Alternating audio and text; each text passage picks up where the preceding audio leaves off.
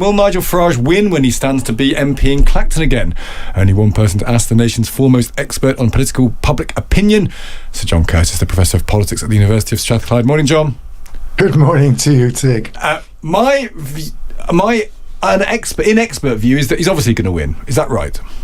Yeah, I mean, I think the honest truth is that, he wouldn't have gone down this path if he wasn't pretty confident of winning, even if all the other parties been willing to stand against him. He got 46% of the vote in the constituency in 2024. Reform is still much more popular then nationally than they were back in 2024. You'd expect Mr Farage to be able to get over half the vote in Clacton at the moment. But of course, the other people aren't wanting to play ball. He's called for a match of football, but none of the other kids want to play. And so much as happened to David Davis when he resigned as the MP for Halton Price and Howden back in 2008 over questions of civil liberties, when neither Labour nor the Democrats stood against him. He got 72% of the vote, but against a whole string of independent and other party candidates, but it was inevitably something of a hollow victory. But I presume that Mr Farage will be returning to the House of Commons before the Commons returns from its summer holidays at the beginning of September. John, is it possible? So say Count Binface, sort of deliberate, sort of performance art he does when he stands against these figures, but he will be a protest candidate. Is there a realm in which he could get 15%, 18% or something of the vote, and then Farage has to stand there with a man dressed as a bin who gets a body of a vote that makes it kind of interesting or noteworthy? Yeah, I mean, that might happen. It depends a little bit now on how many smaller candidates there were. I mean, there were 28% of people who voted against David Davis, but nobody got more than 7% because it was a very, very large numbers of people.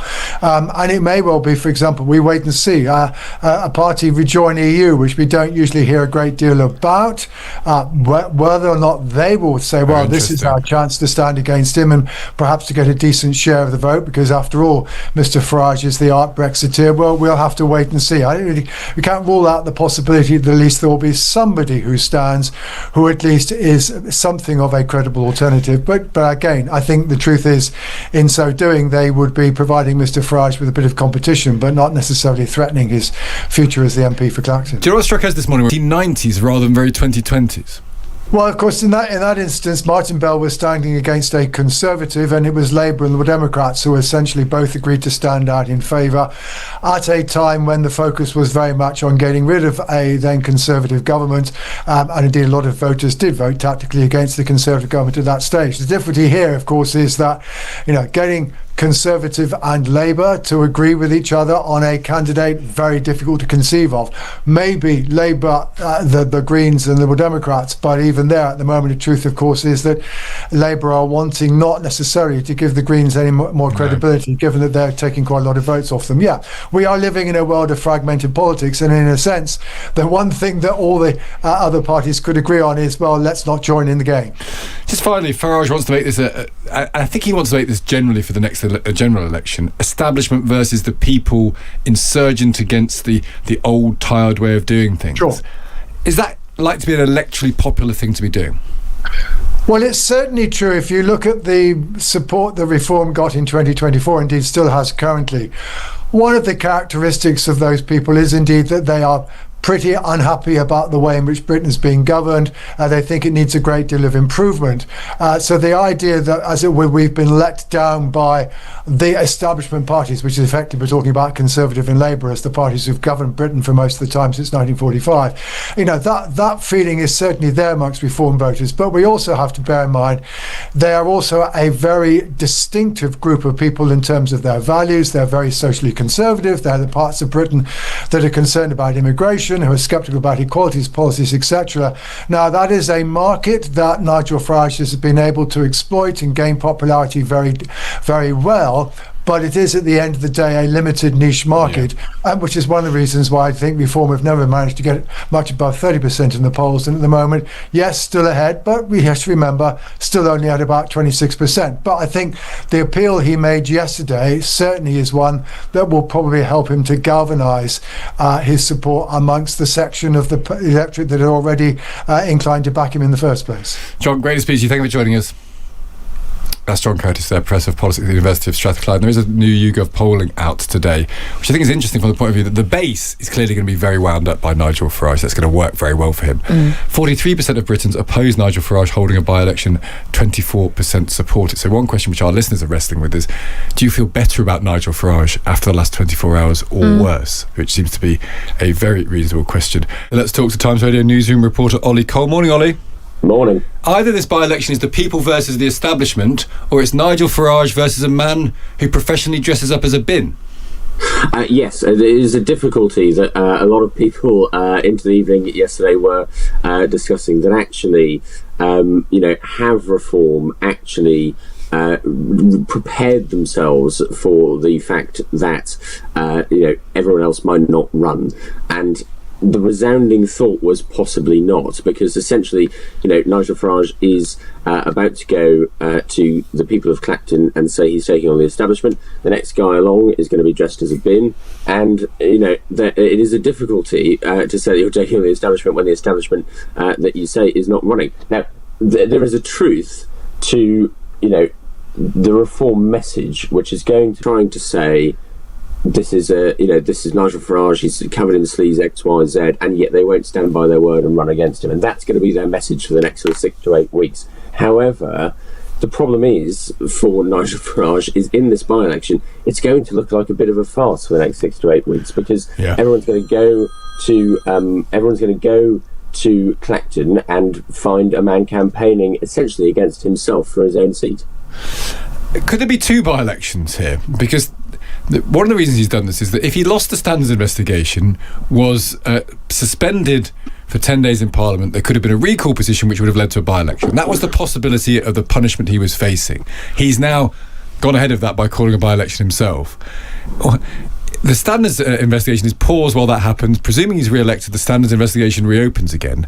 Is it possible there could be a second by-election, or can the government stop this by-election to get to the end of the standards investigation? Can anything happen, or is this likely that there'll be one by-election, an investigation, then we see what happens after that?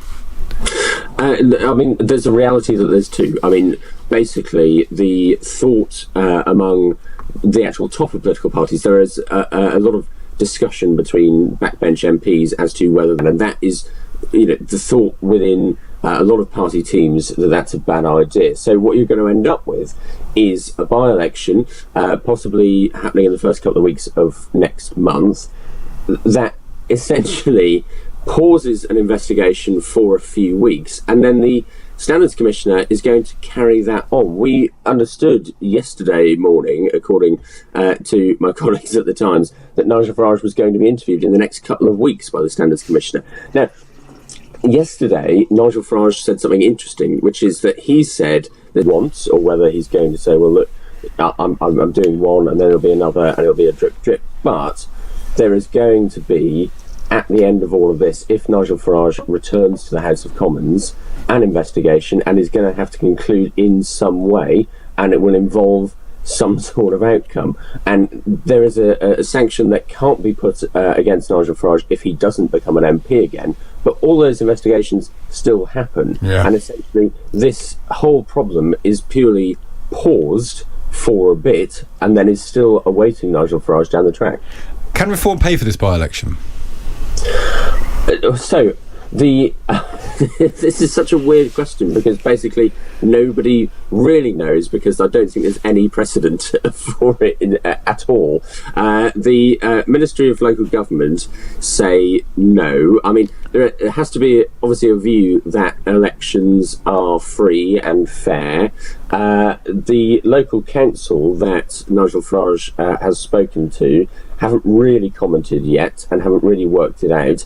I've been speaking to a few people in local government who run elections, and they weren't really sure last night, because they were like, well, we've never been in this situation. But the Ministry of Housing and Local Government say that it can't be done, and that seems to be the resounding view of government. And I think basically that the taxpayer will probably take the hit. And there's always this question over the price of by-elections. We just had one for Andy Burnham, and nobody really kicked off about the price of that apart from the opposition parties, and then it still went ahead and everything sort of turned out fine. So there is a reality to democracy in this country that it costs a bit of money, and it's probably going to be that.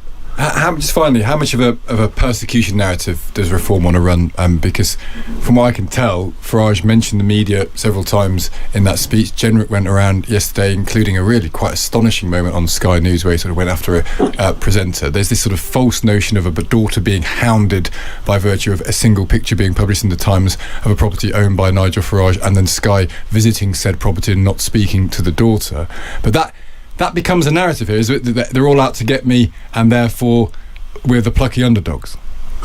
Yeah, it's one of those difficult things, because I think actually what you saw from that video that Nigel Farage put out yesterday was essentially in 1 hour of the day someone walking up to a door, possibly knocking it, and then another person a few hours later possibly knocking on the door and then walking away, which I don't think in anyone's books would be hounding. The difficulty is that is standard media practice. That is sort of doorstepping is a thing that happens, and actually some media practices look a bit ugly, and the truth is that a lot of them are in the public interest. A lot of people who are sent out to these things have to work quite hard with a team of lawyers to work out, actually, do I have a public interest case behind me? Is there legal backing for all of this, X, Y, Z? And they have to work out that there is before they even set foot out the door and go and do these things. But the image of that happening can be quite ugly. The image of people chasing people down the street with microphones, etc., is a difficult one. I think it's pretty clear from a media point of view and from most of the public's point of view, the word hounding is probably going a bit far, but this is what Reform UK are going to play this by-election on. They think that this is essentially, to their base, seen as the media, the establishment, the political establishment keep going after Nigel Farage, and we are putting the public against that.